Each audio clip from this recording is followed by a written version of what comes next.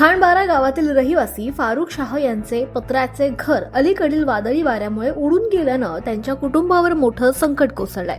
या घटनेत घराचे मोठ्या प्रमाणावर नुकसान झालं असून कुटुंबाचे दैनंदिन जीवनही विस्कळीत झालंय। आधीच आर्थिकदृष्ट्या हलाखीची परिस्थिती असलेल्या या कुटुंबासाठी हे नुकसान अत्यंत गंभीर ठरलंय। घटनेची माहिती मिळताच गावातील सामाजिक कार्यात अग्रेसर असलेले धनंजय गावित आणि त्यांच्या मित्रपरिवारानं तात्काळ पुढाकार घेत माणुसकीचं दर्शन घडवलं। त्यांनी फारुख शाह यांना 10,000 रुपयांची आर्थिक मदत देऊन संकटाच्या काळात आधार दिला। या मदतीमुळे कुटुंबाला मोठा दिलासा मिळाला असून घर दुरुस्तीच्या कामाला हातभार लागणार आहे।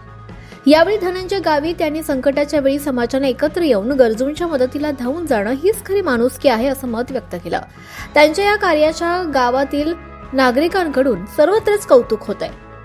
खांडबारा गावात सामाजिक ऐक्य आणि परस्पर सहकार्याची भावना कायमच असते। अशा उपक्रमांमुळे समाजात सकारात्मक संदेश जात असल्याचं देखील ग्रामस्थांनी सांगितलं।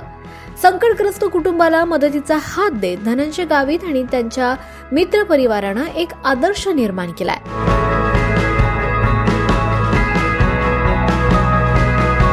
काय राहायची व्यवस्था होती ती तुटली होती। त्यांची जी झोपडीचं घराचं नुकसान झालं होतं तर त्या ठिकाणी मी तेव्हाच त्यांना बोली केली होती की मी तुम्हाला काय नाही फुलने फुलाची पाकळी मदत करेल।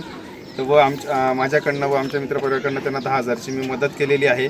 इलेक्शनच्या काळात मदत तेव्हाच करणार होतो, पण आमचे मित्र आहे त्यांच्याकडे मी पहिलेच जे काय मला मदत करायची होती ती पहिलेच देऊन ठेवली होती, कारण की याला इलेक्शनच्या काळात मदत केली असती तर याचे अनेक स्वरूप निघाले असते। दुसरे जे इलेक्शन आहे म्हणून हे करतो ते करतोय। सांगायचं तात्पर्य असं आहे, आम्ही शब्दाला जागणारे लोक आहे आणि सगळ्यांचं सोबत राहून सगळ्यांचा विकास करणारे लोक आहेत।